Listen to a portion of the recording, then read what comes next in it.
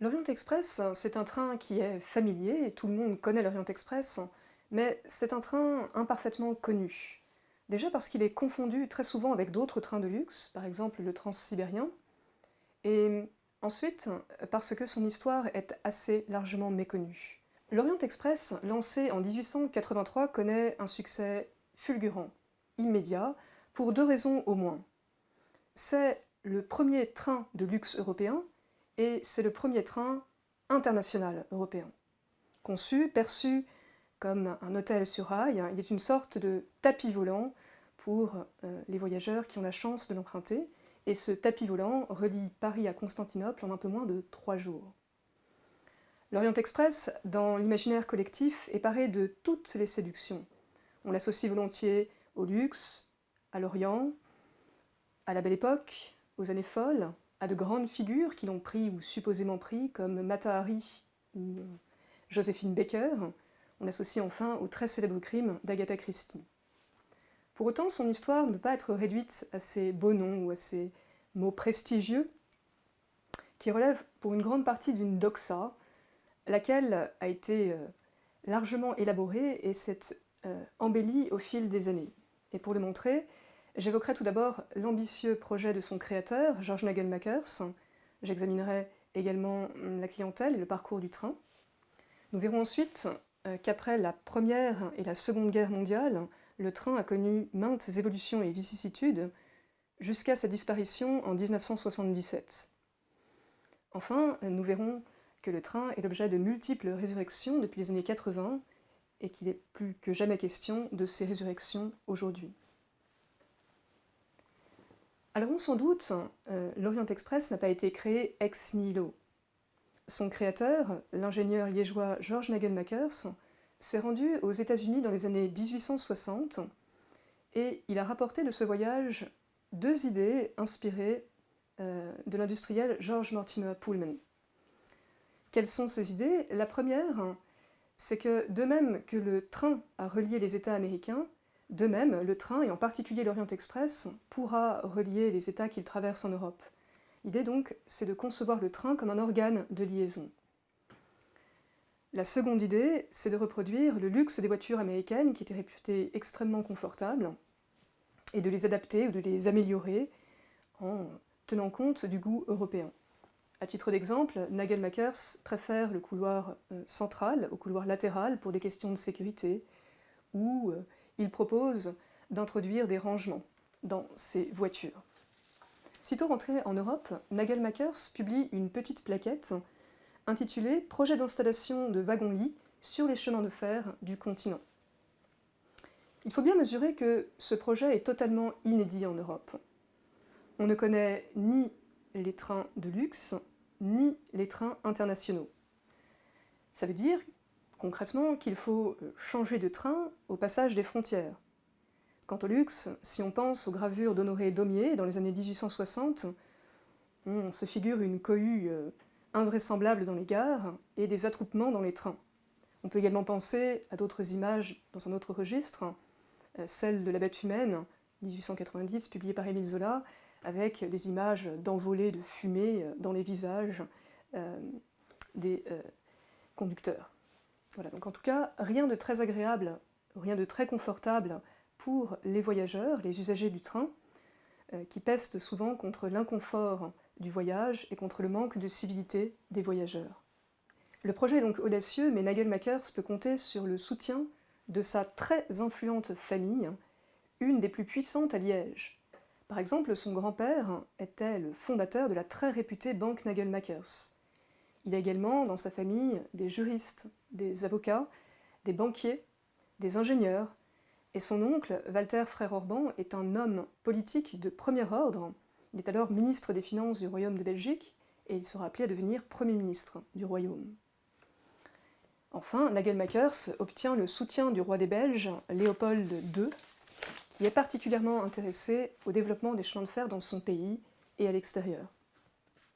Après des changements de nom et de statut, assez compliqués dans le détail, la Compagnie internationale des wagons-lits est créée en 1876. Mais malgré des soutiens puissants, tout ne se fait pas sans retard et sans difficulté. notamment à cause de la guerre franco-prussienne, qui s'est achevée par la défaite de la France en 1871. Or, le train passe par l'est de la France. Et à l'autre bout de la ligne, en Europe orientale, il y a des voies qui ne sont pas encore achevées. George Nagelmakers parvient toutefois à convaincre les États, mais également les administrations des chemins de fer, de l'intérêt de faire circuler sur leur territoire et leur réseau des trains de luxe internationaux, et il signe toute une série de conventions avec ces autorités pour le passage de son train. Alors l'Orient Express, c'est le premier train international de la Compagnie internationale des wagons-lits, mais ce n'est pas le seul. Certes, c'est le fleuron, mais il en existe bien d'autres. Pensons par exemple au Transsibérien, ou un peu plus tard au Train Bleu. On peut également penser au Nord Express ou au Sud Express. Le voyage inaugural de l'Orient Express a lieu le jeudi 4 octobre 1883. Et il est rapporté par deux journalistes vedettes invités par Nagelmakers. Il s'agit du romancier Edmond About, également journaliste au quotidien français le XIXe siècle, et d'Henri Hopper de Blowitz, qui est la star du Times, considéré comme le père de l'interview moderne. Et ces deux journalistes offrent de ce voyage un récit enchanté. Pour Edmond About, de Pontoise à Stamboul, et pour Henri Hopper de Blowitz, une course à Constantinople. Pourquoi le récit est-il enchanté? Eh bien parce que Nagelmakers a sorti le grand jeu à ses invités. Il y avait des journalistes, mais il y avait également des ambassadeurs, des hommes intéressés aux affaires du chemin de fer, des ingénieurs, des diplomates, bref, du beau monde. Il leur a offert un menu pantagruélique, un menu de gala qui comprenait plusieurs plats, plusieurs desserts, plusieurs vins, un menu donc absolument fabuleux. Il leur a également offert des pauses musicales en Hongrie avec des musiciens tziganes qui sont montés à bord du train. Et clou sans doute du voyage, il a permis aux passagers de visiter le château de Pélèche en Roumanie, où les ont accueillis le roi et la reine du pays. Et Nagelmakers, du reste, est souvent présenté comme un génie de la publicité. À l'occasion d'inaugurations de ponts, de gares, de tunnels, il n'hésite pas à inviter des journalistes, allemands, français, anglais, belges, qui font des récits tout aussi élogieux de leur voyage. Voici donc le trajet de l'Orient Express, qui va donc de Paris à Constantinople, via l'Europe centrale et balkanique. Le train part de la gare de Strasbourg, qui est l'actuelle gare de l'Est, à Paris. Il traverse l'Est de la France, il atteint Strasbourg, perdu en 1871, donc passe en Allemagne. Ensuite, il passe par Stuttgart, Munich. Il passe par Vienne en Autriche, Budapest en Hongrie, Bucarest en Roumanie. Ensuite, il passe en Bulgarie, et dans les premières années du train, il y a un transbordement. En fait, à Varna, on traverse la mer Noire pour gagner Constantinople. Donc il y a une petite partie du trajet qui se fait en bateau. Mais à partir de 1889, soit 6 ans après le lancement de l'Orient Express, le trajet peut se faire exclusivement par voie terrestre, avec l'achèvement des tronçons serbes et bulgares. Il me faut bien sûr faire un point sur Constantinople, le terminus du train, et l'attrait que la ville suscite depuis déjà plusieurs dizaines d'années. Constantinople, c'est la porte de l'Orient, c'est la sublime porte chantée par le XIXe siècle européen et par les orientalistes, qu'il s'agisse des peintres, des écrivains ou des poètes. Pour les peintres, on peut penser à Delacroix, pour les poètes, aux orientales de Victor Hugo, ou pour les écrivains à Flaubert, même si c'est un Orient qui n'est pas nécessairement un Orient turc, si on pense à Salammbô, par exemple, qui se passe à Carthage. Mais l'Orient, c'est vaste, et Constantinople suscite un attrait, d'autant que l'arrivée de l'Orient Express dans la ville coïncide avec le succès des romans de Pierre Loti. Par exemple, Asiadé a été publié en 1878, et donc a obtenu un très très grand succès. On peut penser également à Fantôme d'Orient, publié en 1892, ou au Désenchanté en 1906. Ainsi, les voyageurs ont d'une certaine manière accès aux rêves d'Orient, si fantasmés soient-ils. Certains voyageurs imaginent qu'ils tomberont sur une belle ottomane échappée du harem, soit dans le train, soit à Constantinople, ce qui n'arrive pour ainsi dire jamais, sauf dans les romans de Pierre Loti. Plus concrètement, Constantinople, c'est une ville où les influences européennes sont importantes depuis que les sultans ont lancé en 1839 le programme des Tanzimat, la réorganisation, forme de modernisation de la ville, avec beaucoup d'éléments architecturaux qui mêlent l'architecture ottomane et l'architecture européenne.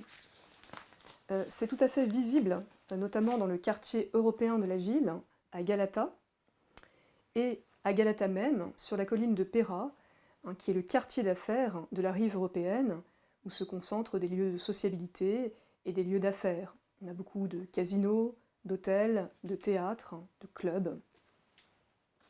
Et l'Orient Express, à cet égard, accélère indubitablement et irrémédiablement l'occidentalisation de la ville, puisque les voyageurs arrivés à Sirkeci, la gare de l'Orient Express, n'ont qu'un pont à traverser pour gagner Galata. Et cette occidentalisation de la ville, elle se fait aux grandes dames de Pierre Loti, qui lui reste très attaché à son cher Stamboul.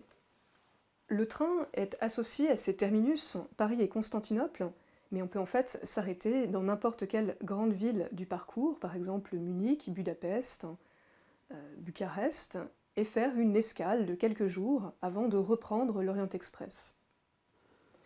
Et il n'est pas impossible, à partir de 1894, de descendre dans un des grands hôtels de la Compagnie internationale des grands hôtels, fondée par Nagelmakers en 1894.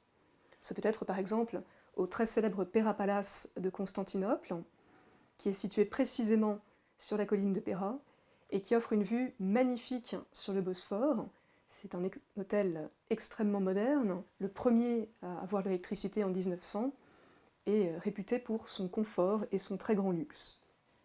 Finalement, le voyage en Orient Express, c'est un peu le voyage hop-on, hop-off, on monte et on descend où on veut, mais dans une version extrêmement luxueuse. Si l'on parle maintenant des passagers de l'Orient Express, on peut dire que c'est le monde de l'entre-soi, un microcosme où tout le monde se connaît plus ou moins. S'y croisent des hommes de finance, des ingénieurs, des aristocrates, des têtes couronnées, par exemple Sissi, l'impératrice d'Autriche, Ferdinand de Bulgarie, l'archiduc François Ferdinand ou le roi des Belges Léopold II, l'empruntent très couramment. Et tous sont apparentés et membres du Gotha, si bien qu'on peut bien parler de microcosme. On voit aussi des artistes, des hommes de lettres, il y a parfois des délégations spéciales, des troupes de comédiens ou des académiciens qui se réunissent à l'occasion d'une invitation ou d'une fête particulière. L'Orient Express, c'est le train des voyageurs du monde d'hier, pour reprendre une expression de l'écrivain autrichien Stefan Zweig. Alors qui sont ces voyageurs cosmopolites du monde d'hier ? Par exemple, les membres de l'illustre famille roumaine Bibesco, on peut penser à la princesse Marthe, mais également à ses cousins, Antoine et Emmanuel, qui sont des amis très proches de Marcel Proust. Et ces Bibesco font sans arrêt la navette entre Bucarest et Paris, qui est un peu leur seconde patrie. On peut penser également précisément à l'écrivain Stefan Zweig, qui invite très régulièrement des écrivains européens dans sa maison de Salzbourg, qui est un arrêt de l'Orient Express. On peut penser également au poète Valéry Larbaud, auteur d'une très célèbre ode au train, parmi lesquels figure bien sûr l'Orient Express. Ce qui relie et unit ces écrivains, c'est qu'ils sont tous nés dans les mêmes années, autour des années 1880, si bien qu'ils ont connu le train extrêmement jeune et ils en ont subi le charme très tôt. Les voyageurs de l'Orient Express sont essentiellement occidentaux, c'est-à-dire belges, français, anglais, autrichiens et allemands. C'est un train qui a été créé par et pour les occidentaux. En effet, ces français, ces belges, ces allemands, par exemple, se ruent sur les marchés ouverts par l'effondrement de l'Empire ottoman, qui perd en 1878, au traité de Berlin, une partie de ses territoires, notamment serbes et bulgares. Et donc, il y a des affaires à faire dans ces pays des Balkans, Serbie et Bulgarie en particulier, mais également Roumanie et même Turquie, parce que ces pays doivent encore être dotés de très nombreuses infrastructures. On peut penser par exemple au tramway belge élaboré à Constantinople. Si bien que les gens qui occupent les wagons de l'Orient Express sont souvent des hommes de finance, je l'ai dit, et qu'il y a des conversations qui ne sont pas forcément des conversations extraordinairement trépidantes. On imagine souvent que l'Orient Express, c'est le train des aventuriers, pas seulement ou pas vraiment, beaucoup d'ingénieurs, en tout cas d'hommes sérieux, qui ne se livrent pas forcément à des activités extrêmement joyeuses. On s'en doute, c'est un train extrêmement cher. À titre indicatif, un billet aller-retour Paris-Constantinople au début du siècle coûte 720 francs.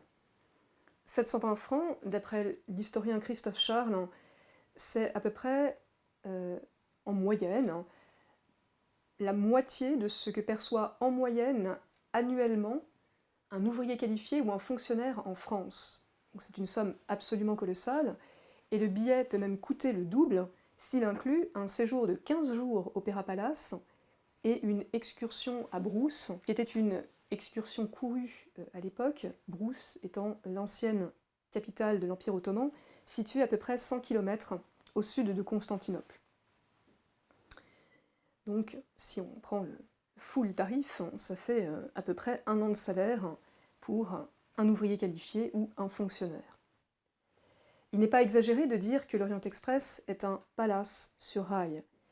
Et il l'est littéralement, puisqu'il doit reproduire le luxe auquel est habituée la clientèle du train. Aussi, on trouvera des matériaux particulièrement nobles qu'on retrouve dans les grands hôtels, des rideaux en velours de Gênes, du cuir de Cordoue sur les fauteuils.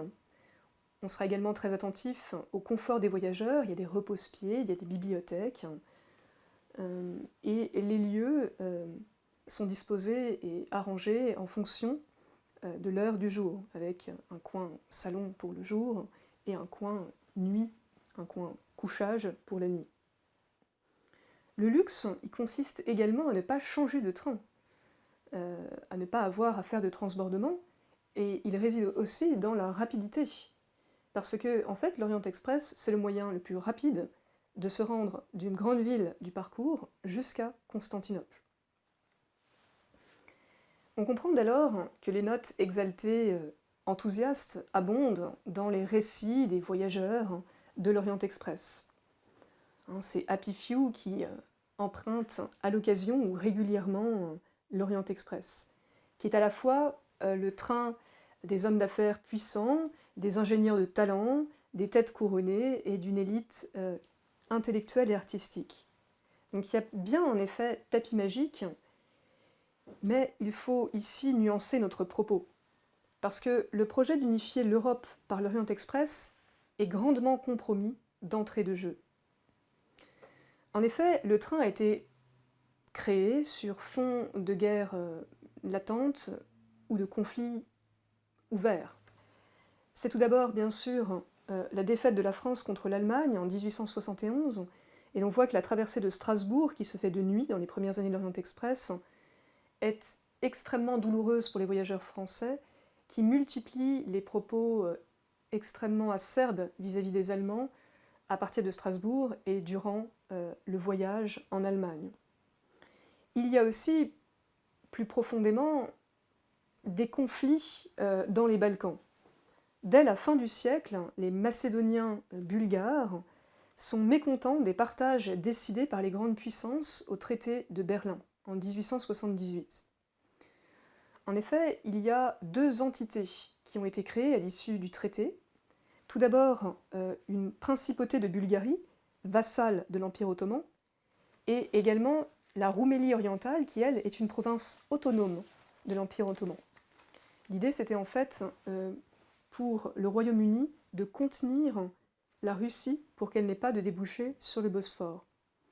Mais ce qui compte, c'est que les Macédoniens bulgares en particulier, et les Bulgares de manière générale, jugent la bipartition du pays inacceptable. Sans compter que les Bulgares entrent très rapidement en conflit avec leurs voisins serbes, dès 1885, c'est-à-dire 2 ans après le lancement de l'Orient Express. Et ces insurgés bulgares, ils essaient de commettre plusieurs attentats sur le parcours oriental de l'Orient Express. Ils veulent faire sauter l'Orient Express plus qu'un train local pour alerter les grandes puissances de leur sort. Or, la situation dans les Balkans s'aggrave avec les guerres balkaniques de 1912 et 1913. Et toutes ces tensions sont très visibles à l'extérieur et à l'intérieur du train, comme en témoignent les conversations inquiètes des voyageurs qui ont conscience de parcourir une route armée à la veille de la Première Guerre mondiale. L'Orient Express est arrêté dès juillet 1914, soit quelques semaines après l'attentat de Sarajevo qui a eu lieu le 28 juin 1914. Il est donc arrêté au tout début de la guerre. En 1916, il est repris et détourné de son trajet par la compagnie allemande Mitropa, et l'Orient Express devient le Balkanzug, le train des Balkans, reliant Berlin à Constantinople, mais par les pays qui sont alliés à l'Allemagne, donc l'Autriche, la Hongrie, la Bulgarie et la Turquie. L'idée, c'est d'en faire le premier tronçon de la Bagdad-Bahn, la voie de Bagdad, le grand projet de Guillaume II visant à relier Berlin au Moyen-Orient, à partir de la rive asiatique de Constantinople. L'Orient Express est détourné de son itinéraire originel après-guerre. Dès le début du siècle, s'était manifestée la volonté de faire concurrence à la ligne de l'Orient Express, jugée très favorable en termes de parcours et de partenariat économique, à l'Allemagne et à ses alliés, notamment à l'Autriche. Et le projet d'une route méridionale par le tunnel qui sépare la Suisse de l'Italie, qui s'appelle le Simplon, est repris et porté après-guerre par Paul Claudel notamment. Un nouveau train est créé, le Simplon Orient Express, ainsi qu'une nouvelle route, qu'on appelle souvent la route interalliée. Cette route évite soigneusement l'Allemagne, l'Autriche et la Hongrie. Le train part dorénavant de Paris, mais de la gare de Lyon, non plus de la gare de l'Est. Il traverse le sud de la France, il gagne la Suisse, puis l'Italie, et entre la Suisse et l'Italie, donc il traverse le tunnel du Simplon, d'où le nom du train. Il rejoint ensuite le royaume des Serbes, des Croates et des Slovènes, qui deviendra la Yougoslavie en 1929, et c'est à Belgrade qu'il rejoint sa route originelle. L'Orient Express classique est relancé 2 ans après, mais il est désormais très fortement concurrencé par le nouveau train, le Simplon Orient Express, avec lequel il est très souvent confondu. Par exemple, dans le Crime de l'Orient Express, les voyageurs prennent le Simplon Orient Express, non l'Orient Express. Assez logiquement, le conseil d'administration de la Compagnie internationale des wagons-lits change après-guerre, et il y a de nombreux Français et Anglais. Les années 20 sont un tournant et l'âge d'or de la Compagnie internationale des wagons-lits, dirigée par Lord Dalziel, qui est le beau-père de René Nagelmakers, l'unique fils de Georges, qui est décédé en 1905. Et Dalziel engage 2 actions principales. La première, c'est la britannisation de la compagnie. Il renforce les liaisons avec Londres via la gare de Calais-Maritime et l'introduction des voitures Pullman, réputées les plus belles en Europe. Les voitures Pullman qui sont du type de celle dans laquelle je me trouve actuellement. D'où aussi, et c'est un second point, l'introduction du luxe. Les voitures en tech sont remplacées donc par ces voitures-là, et ces voitures sont décorées par de très grands noms. On peut penser au maître verrier René Lalique, au marketeur René Proux, ou à des artisans d'art britanniques, Maple, Nelson, par exemple. C'est également le temps des affiches art déco, avec des grands noms, là encore. Par exemple, on peut penser à Cassandre, qui a notamment proposé de très belles affiches pour l'Étoile du Nord. Donc, il s'agit ici de parler plus de l'évolution de la Compagnie internationale des wagons-lits que de l'Orient Express. Mais l'Orient Express, comme les autres trains cousins de la Compagnie internationale des wagons-lits, devient une sorte d'objet d'art, comme quelques années plus tard le sera le paquebot Normandie. À cela s'ajoute un formidable essor de la compagnie avec la multiplication et le prolongement des lignes. L'Arlberg Express, qui emprunte une ligne existant depuis 1884, est labellisée Orient Express, Arlberg Orient Express, dès 1932, et c'est une ligne qui est particulièrement appréciée des amateurs de paysages autrichiens qui sont nombreux en Europe. Surtout, en 1930, il y a la création du Taurus Express, année où Constantinople devient Istanbul sous l'impulsion d'Atatürk. À partir de la rive asiatique de la ville, on peut désormais gagner Bagdad-Bassora à l'est ou Jérusalem-Le Caire à l'est en à peu près 8 jours, là où il fallait autrefois plusieurs semaines pour gagner ces villes depuis une grande ville d'Europe. Il y a donc une sorte de nouveau record qui est battu. Après le Paris-Constantinople en moins de 3 jours, on a le Londres-Bagdad en un peu moins de 8 jours. Alors au début, il fallait faire quelques trajets, quelques portions de route en automobile, mais à partir de 1940, un gain de 24 heures est possible avec l'achèvement de certains tronçons, par exemple entre Mossoul et Bagdad.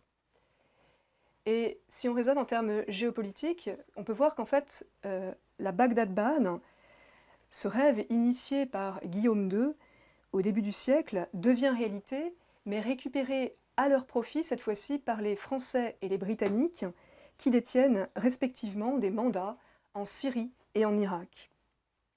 L'Orient Express des années 20, c'est aussi le train des années folles associé aux images de luxe, de volupté, de plaisir, d'insouciance, de grivoiserie, véhiculé par la Madone des Sleeping, qui est l'héroïne du best-seller de Maurice de Cobra.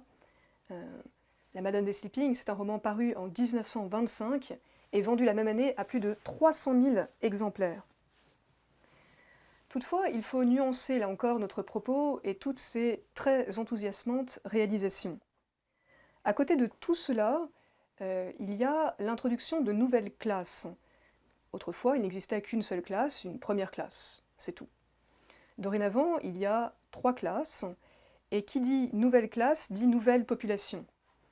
On a de nouveaux types de voyageurs, notamment des exilés. On peut penser par exemple aux victimes de la révolution d'octobre en Russie, ou des voyageurs clandestins, hongrois ou viennois. La Hongrie et l'Autriche sont totalement ruinés, et certains voyageurs font tout pour gagner Paris, par exemple.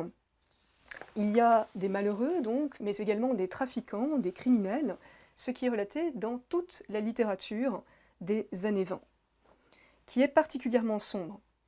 Par exemple, on peut penser à l'ouverture de la Nuit turque, qui est un chapitre d'Ouvert la nuit de Paul Morand, et l'on voit dans le Simplon Orient Express des couturières, des argentées, des modistes. On voit également un conducteur escroc, des femmes du civil service, c'est-à-dire de simples fonctionnaires qui sont en route vers l'Inde avec beaucoup de bébés blonds dans leurs bras. Tous voyagent dans le plus grand inconfort. Et on est très très loin finalement des voyageurs de la Belle Époque. La Madone des Sleeping elle-même, quand on y réfléchit, est ruinée. Elle a été victime de placements inconsidérés, elle a souscrit des emprunts russes, et en fait, elle ne voyage plus guère. C'est son chevalier servant Gérard qui prend les grands express, et elle-même ne prend l'Orient Express que dans les dernières pages du roman, et dans l'espoir de se renflouer, en fait, d'avoir une aventure ferroviaire, dans l'espoir de regarnir ses caisses vidées. Donc ces grandes années de Madone appartiennent en fait au passé. Et avec l'aggravation des tensions et des violences en Europe, la littérature des années 30 est encore plus sombre. On ne trouve pas un seul éloge du train ou de ses populations, de ses voyageurs plutôt, dans Le crime de l'Orient Express d'Agatha Christie.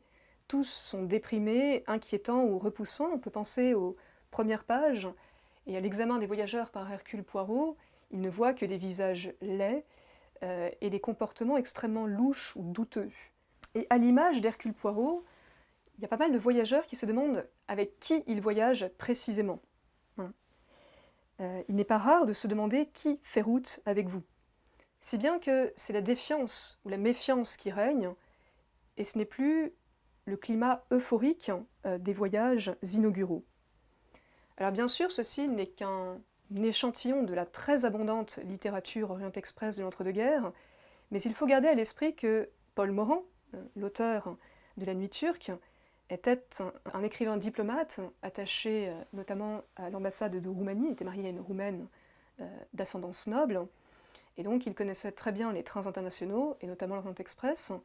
Il faut aussi garder à l'esprit que Agatha Christie est une grande voyageuse, elle a repris le train une trentaine de fois, donc elle est une habituée de l'Orient Express, du simple Orient Express, et également du Taurus Express, qu'elle prend régulièrement pour rejoindre son second époux, l'archéologue Max Mallowan, sur ses chantiers de fouilles au Moyen-Orient. Par ailleurs, Agatha Christie s'est inspirée pour son roman de deux faits divers, la tempête qui a bloqué le train en 1929, terrible tempête qui a immobilisé le train durant plusieurs jours, et également l'assassinat du bébé, du fils nouveau-né quasi nouveau-né, de Charles Lindbergh en 1932. Si bien que ce sont presque des chroniques que l'on lit là, romans, mais quasiment des chroniques, ou en tout cas, on voit bien que ces ouvrages reflètent l'ère du temps. Sans compter qu'on trouve occasionnellement dans la presse quotidienne française, entre autres, des récits donc de voyageurs clandestins, de trafics, de vols, voire de crimes. Aussi, il y a deux aspects. Il y a certes les années folles et l'âge d'or, mais il y a également les années sombres qui se côtoient véritablement. Ce qui est sûr, c'est que des individus suspects, repoussants, douteux, louches, voyagent désormais aux côtés des voyageurs habituels, ce que ne manquent pas de regretter les voyageurs du monde d'hier, comme Marthe Bibeshko ou Stefan Zweig, pour qui effectivement le luxe n'est plus présent et qui souffrent terriblement de cette Europe des frontières par ailleurs. Ils regrettent le temps où on n'avait pas besoin d'exhiber son passeport. Enfin, ce sont évidemment des problèmes moindres que ceux des voyages clandestins dans l'Orient Express ou des crimes. 1939-1945, nouvelle guerre, nouvel arrêt du train. Alors celui-ci repart rapidement, dès 1945, mais il perd très vite son label de train de luxe, en 1948, en particulier, mais pas seulement, parce qu'il est privé de wagons-restaurants. Et l'Orient Express disparaît peu à peu, victime de la concurrence de l'avion d'une part et des tensions de la guerre froide de l'autre. En effet, le trajet est dorénavant interminable, parfois même plus long que le premier trajet de l'Orient Express, un peu moins de 3 jours, on peut mettre plus de 3 jours dorénavant. Trajet donc interminable, arrêt également constant, et c'est quelque chose que l'on voit bien dans Bon baiser de Russie de Ian Fleming, où James Bond, partant d'Istanbul, se rend à Paris, et il traverse l'Europe orientale à toute petite vitesse, et il est parfaitement exaspéré par la lenteur du train d'une part, et aussi par la saleté des gares qu'il aperçoit. Le public des années 50, 60 et 70 change, là encore, avec des voyageurs un peu inattendus. C'est notamment le cas des hippies, qui curieusement prennent l'Orient Express, alors l'Orient Express fortement délabré, parce qu'en fait ils se rendent à Istanbul, qui est une étape importante du Hippie Trail sur la route de Katmandou. Et on en voit des hippies, on en voit une hippie, dans le roman assez fantasque de Graham Greene, Voyage avec ma tante, où le narrateur Henry, qui est parfaitement ahuri, est hébété de rencontrer une hippie, Tulay, qui lui fait fumer de la marijuana à son insu, et avec qui il partage quelques bouteilles de coca et des tranches de jambon. Donc l'Orient Express n'a plus rien à voir avec ce qu'il était autrefois, et ce qui est intéressant dans le cas de Ian Fleming et de Graham Greene, c'est que là aussi ce sont des auteurs qui savent de quoi ils parlent, puisque ce sont tous les deux des agents des services secrets britanniques. Le dernier voyage de l'Orient Express, qui s'appelle désormais Direct Orient Express, il a lieu en mai 1977. Mais ce qu'on voit, c'est que dès les années 60, donc une dizaine d'années auparavant, les adieux au train se multiplient. Que sont ces adieux? Ce sont de courtes notices quasiment nécrologiques qui reviennent sur le passé glorieux du train et qui regrettent donc les belles années de l'Orient Express. Mais si l'on fait donc constamment ces adieux au train, il en existe une dizaine sans doute, On ne peut visiblement pas s'en passer, et c'est pourquoi, après plusieurs coups d'arrêt sérieux, Première Guerre mondiale, Seconde Guerre mondiale et 1977, le train ressuscite encore de ses cendres. Je me trouve à présent dans un compartiment identique à celui dans lequel a été tourné Bon baiser de Russie, avec Sean Connery, notamment. J'ai cette immense chance et vais donc à présent parler des résurrections du train. On compte plusieurs résurrections de l'Orient Express après sa disparition en 1977, la première intervenant assez curieusement en 1976. Elle consiste dans le rachat de voitures par Albert Glatt, qui est le patron de l'agence de voyage suisse Intraflug, spécialisée dans les vols charters entre l'Angleterre et l'Espagne. Il crée en 1976 le Nostalgie Istanbul Orient Express, qui relie Zurich à Istanbul et qui connaît un certain succès jusqu'à son arrêt dans les années 2000. La deuxième résurrection de l'Orient Express est nettement plus importante et spectaculaire. Le train s'est arrêté en mai 1977 et il y a eu une vente aux enchères en octobre 1977, à laquelle participait par ailleurs Grace Kelly, ou Grace de Monaco, mais l'américain James Sherwood, patron de la Sea Containers, y a acheté 2 wagons très défraîchis de la Compagnie internationale des wagons-lits. Il a ensuite acheté une vingtaine de voitures auprès de collectionneurs et de ferrailleurs, et il les a restaurées à très grands frais. Son épouse, dans un volume consacré au Venise Simplon Orient Express, le train qu'il a créé, a dit que les dépenses se seraient élevées à 20 millions de livres sterling, ce qui correspond à peu près, si on convertit les livres de l'époque en euros d'aujourd'hui, à 38 millions d'euros. Donc dépenses absolument colossales. Et ces restaurations ont eu lieu durant 5 ans, entre 1977 et 1982, année où il lance le Venise Simplon Orient Express. Ce Venise Simplon Orient Express circule entre Londres et Venise. Plus occasionnellement, il peut desservir des villes d'Europe centrale, comme Prague ou Budapest, et une fois par an, il fait le trajet d'origine Paris-Istanbul. L'idée, c'est de revivre l'expérience du voyage dans l'Orient Express à son âge d'or. Donc, il n'y a pas de douche, il n'y a pas de Wi-Fi, et on est chauffé au poêle à charbon. Au moment où il lance son train, Sherwood a une autre idée en tête, c'est de ramener les Britanniques à Venise, où il vient de racheter le Cipriani, grand hôtel de luxe, et les Britanniques délaissaient alors Venise au profit de la Riviera méditerranéenne. Et en rachetant l'hôtel Cipriani, il a créé simultanément le groupe hôtelier de luxe Belmont. Donc l'idée, c'était encore de faire une combinaison voyage en train de luxe, hôtel de luxe. Aujourd'hui encore, le Venise Simplon Orient Express existe, mais il a été racheté par LVMH en 2019. À titre tout à fait indicatif, le coût du voyage est autour de 4 000 €.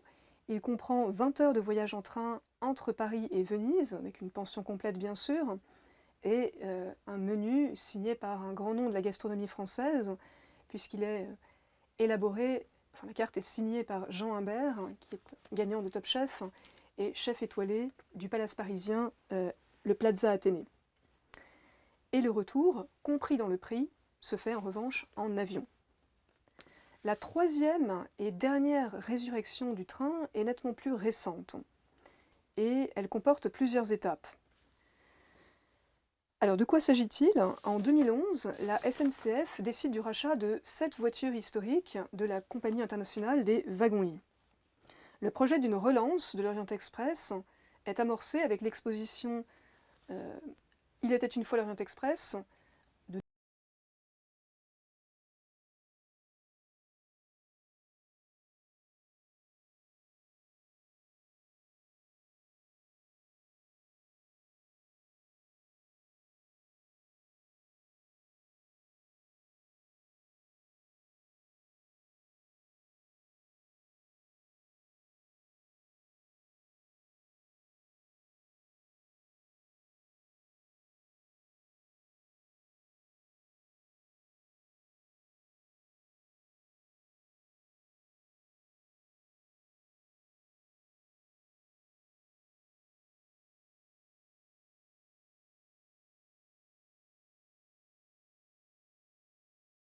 les passagers en 2024 ou en 2025. Ce train, l'Orient Express, la Dolce Vita, est un train italien. Il sera composé de 11 voitures qui desserviront 14 régions d'Italie. Et ce train, ce n'est pas le Venise Simple Orient Express, ce n'est pas du tout le même décor, puisque le décor sera celui qui aura été créé par une agence d'architecture et de design italien, spécialisée dans le design italien des années 50 à 70. Donc ce sera un tout autre train, avec un design tout à fait différent. Et la marque Orient Express lancera également ses premiers hôtels en 2024, avec, nous dit-on, hein, des emplacements à Rome, Venise et même à Riyad, donc en Arabie Saoudite. Il y a donc une bataille entre le train Venise Simple Orient Express LVMH d'une part et le train SNCF Accor de l'autre. Et c'est une bataille dont il est assez régulièrement question dans les médias ou dans les médias semi-spécialisés. Et cette bataille, elle porte aussi sur le nom de l'Orient Express. En effet, depuis que la SNCF, à partir de 2011-2014, a lancé son projet de relance d'un train Orient Express, elle a engagé des négociations avec le groupe hôtelier Belmont, qui détenait une licence de marque accordée par la SNCF, afin que si le Venise Simple Orient Express puisse continuer à s'appeler le Venise Simple Orient Express, les hôtels du groupe Belmont ne s'appellent plus Orient Express. Donc dès 2014, les hôtels Orient Express du groupe Belmont ont dû être rebaptisés simplement Belmont. Voilà, donc il existe le Venise Simple Orient Express, mais plus d'hôtels Orient Express, sinon les hôtels Orient Express détenus par la SNCF et le groupe Accor. Parallèlement donc à ces résurrections matérielles du train, c'est un phénomène sans doute un peu moins connu, mais il y a également toute une vogue de l'Orient Express littéraire dans les années 1980, à la faveur précisément de la relance du train, le Venise Simple Orient Express. Il y a beaucoup de livres estampillés Orient Express, et c'est là qu'on comprend bien que le nom Orient Express est un sésame. En 1980, dans les années 80, il y a la saga Orient Express de Pierre-Jean Rémy, qui a été adaptée à la télévision.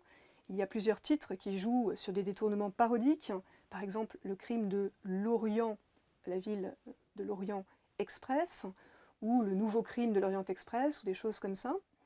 Il y a également toute une série de livres qui détournent le titre de la Madone des Sleeping de Maurice de Cobra. On peut penser à la Matrone des Slipinges de Sant'Antonio ou à la Maldone des Sleeping de Tonino Benachista.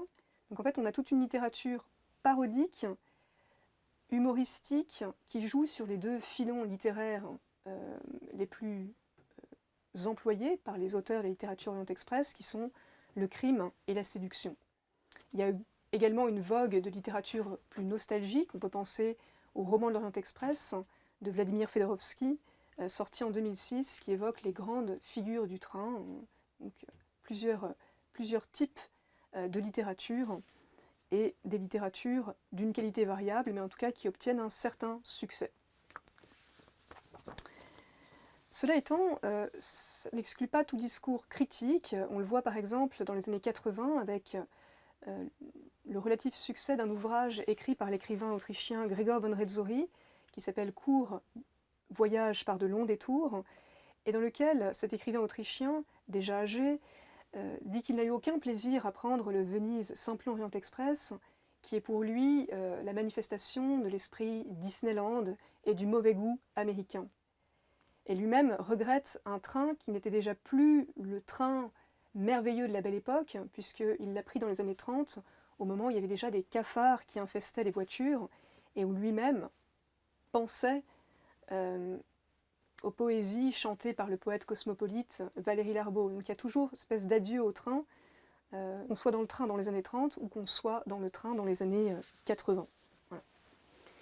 Il me faut maintenant peut-être conclure mon propos en revenant sur le succès de l'Orient Express, un succès qui ne s'est jamais démenti. Le train a toujours fait rêver, à la fois ceux qui l'ont emprunté et ceux qui ne l'ont pas emprunté, mais qui ont des étoiles dans les yeux quand ils en parlent. Alors pourquoi ? D'abord parce que le train, et c'est incontestable, est un très bel objet, jusqu'à bien sûr sa période plus sombre, hein, les années 60-70. C'est un train de luxe, un très très bel objet, quelque chose d'un peu merveilleux, un très beau jouet. Mais on peut penser aussi que si tout le monde rêve de prendre l'Orient Express, c'est surtout parce qu'une extraordinaire publicité a été faite autour de ce train, et ce, toutes périodes confondues. Pourquoi il faudra récapituler et compléter un peu le propos.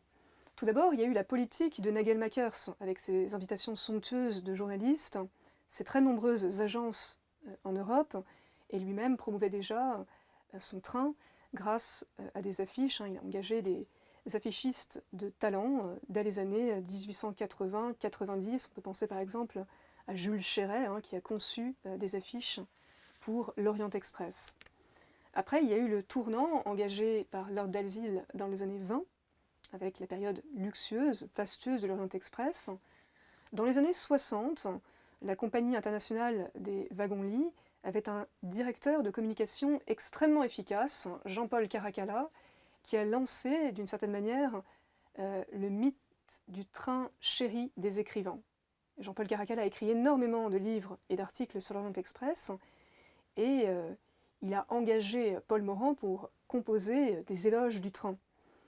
Et en fait, c'est sans doute grâce ou à cause de Jean-Paul Caracalla, décédé assez récemment, en 2020, que l'on a toujours en tête les noms de Graham Greene, d'Agatha Christie et de Paul Morand, sans voir que ces écrivains n'ont jamais dit ou écrit quelque chose de favorable au train, sauf s'agissant de Paul Morand quand on le lui a demandé.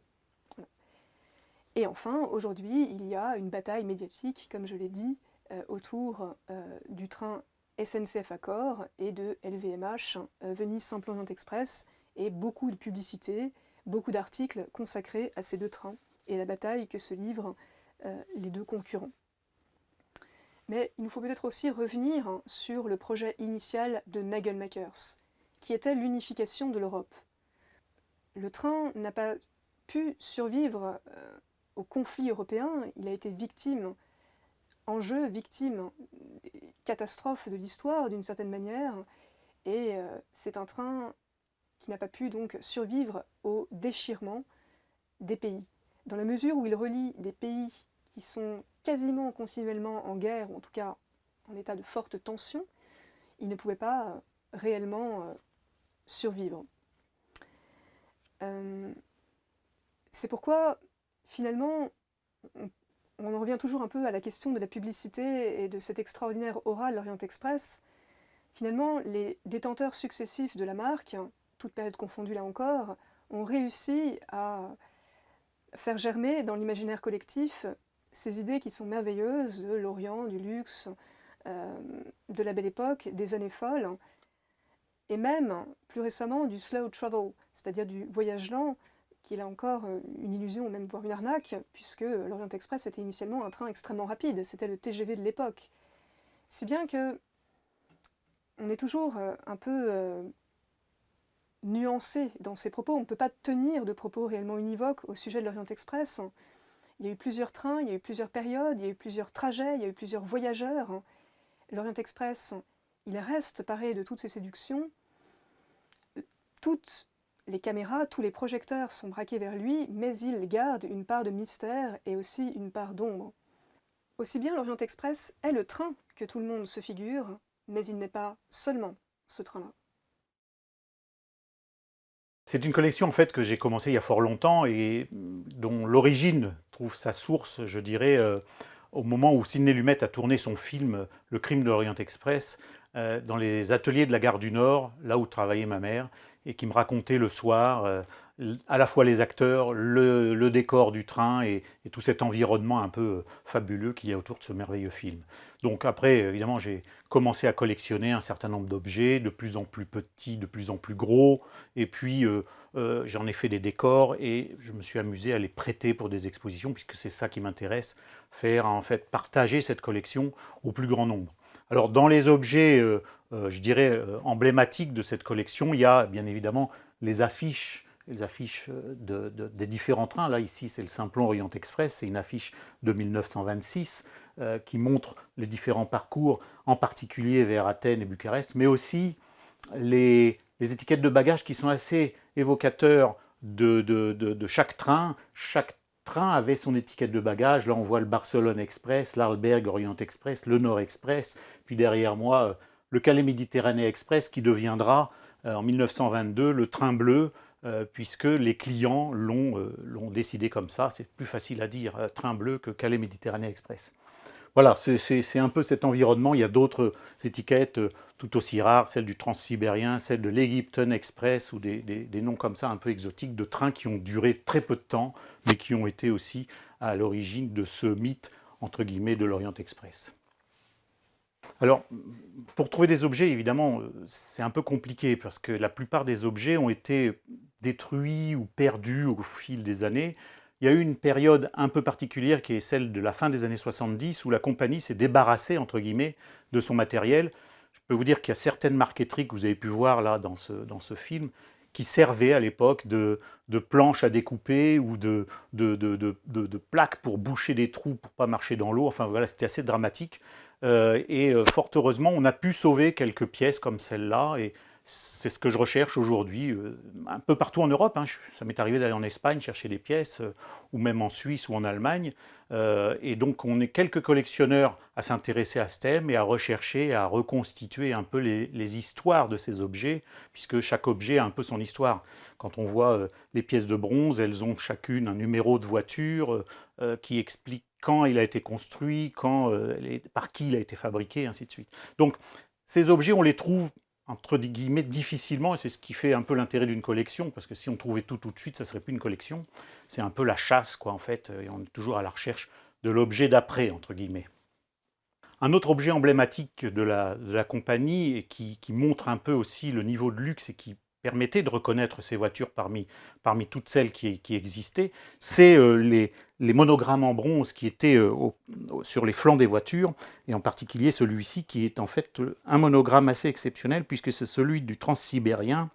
La compagnie à l'époque, pour ce train spécifique qui était le summum du luxe à la fin du 19e siècle, avait fait un monogramme spécifique dans lequel le mot européen n'était pas apparent. Donc elle avait repris la raison sociale de la compagnie en mettant Compagnie internationale des wagons-lits et des grands express. Et donc ça, c'est un monogramme particulièrement, je dirais, identifiable pour ce train-là. Les deux lions, on n'en a peut-être pas parlé, les deux lions, en fait, c'est une référence au roi de Léopold qui a participé au financement de la compagnie à l'origine. Et donc, pour remercier cette participation, George Nagelmakers a décidé de reprendre l'emblème de la Belgique et de mettre entre les pattes des lions le WL de sa compagnie. Les expositions aussi, c'est un moyen de faire partager cette passion, mais aussi de faire partager ce goût du voyage, parce que tout le monde ne peut pas monter encore dans l'Orient Express aujourd'hui, ni dans le Simplon, ni dans l'autre d'ailleurs. Et donc ça, c'est vrai que ça rencontre à chaque fois un grand succès. J'ai participé dès 1997 à des expositions sur le thème d'Agatha Christie et du voyage, et j'ai prêté quelques objets, en échange de quoi les musées me permettaient de restaurer certaines pièces. Donc ça, c'est un moyen aussi de faire progresser la collection. Et puis des expositions plus emblématiques, comme celle de l'Institut du monde arabe à Paris, ou celle de Montréal, où j'ai prêté aussi pas mal d'objets. Ça m'a permis aussi de rencontrer d'ailleurs à cette occasion le petit-fils d'Agatha Christie, et qui d'ailleurs est venu lors d'une exposition dans ce décor où était tourné ce film aujourd'hui. Tout à l'heure, on l'a dit, George Nagelmakers c'était un fin stratège en termes de marketing et de communication, et il s'est appuyé très tôt sur les affiches pour communiquer sur ces trains. Et les affiches ont suivi l'ère du temps, c'est-à-dire que fin 19e, les affiches sont très chargées avec beaucoup de dessins et de décors type Art Nouveau, on va dire, avec du texte, avec beaucoup d'informations. Et puis au fur et à mesure, dans les années 30, elles se sont fortement simplifiées avec des noms comme Fix Masso ou Cassandre, ou même des affiches comme celle-ci, où là on voit que le dessin est très épuré, il n'y a plus que le nom du train et quelques destinations, on ne parle plus d'horaire, on ne parle plus de choses superflues, on va à l'essentiel et on communique sur ce genre d'affiches. Les affiches ont disparu pratiquement en même temps que le train dans les années 60-70, on ne faisait plus d'affiches pour ce train, mais il y en a encore quelques-unes dans les années 60 qui sont très belles et qui sont très évocatrices des voyages que l'on pouvait faire encore avec les trains de voitures-restaurants et de voitures-lits.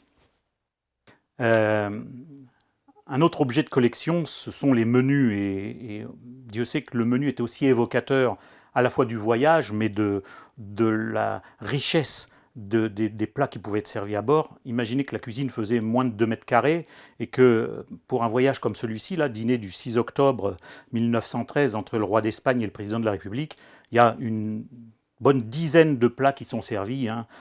Consommé Victoria, crème Sévigné, blanc, barquette à la Joinville, suprême de sol à la Jambard, tourne d'eau, j'en passe et des meilleurs. Donc ils avaient le temps puisque le voyage durait plusieurs heures et que c'était un voyage officiel, donc celui-ci, qui permettait aux deux chefs d'État de se restaurer dans un décor assez fastueux à l'époque.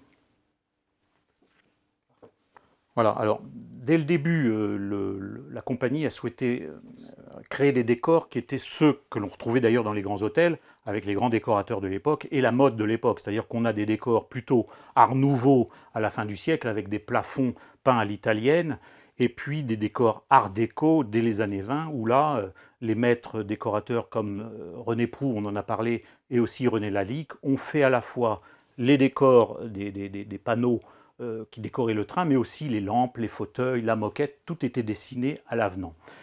D'autres décorateurs anglais ont aussi prêté leur nom, comme Nelson, Morrison, Maple, hein, qui ont fait les décors de ces trains.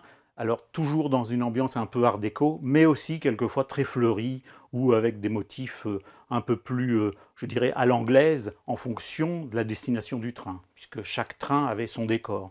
Un train qui allait vers Londres avait des lampes, des fauteuils, des décors qui étaient différents de ceux qui allaient vers la Côte d'Azur ou de ceux qui étaient pour l'Orient Express. Donc voilà, chaque décor, chaque train, chaque ambiance était différente.